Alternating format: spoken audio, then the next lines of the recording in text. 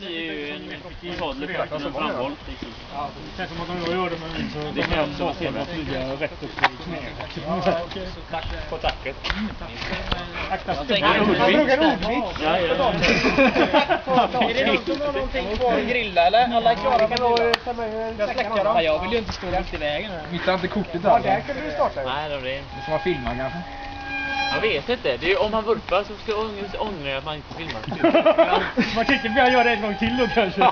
Du förresten, kan du leta upp där igen? Jag glömde det. Det är bättre här.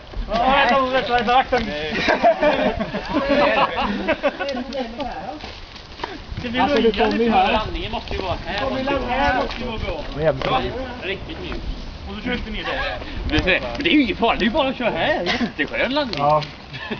Det är ju inget problem. Lita på dämparen, lita på dämparen. Ja, du landar på det där så fortsätter det inget mer. Wow.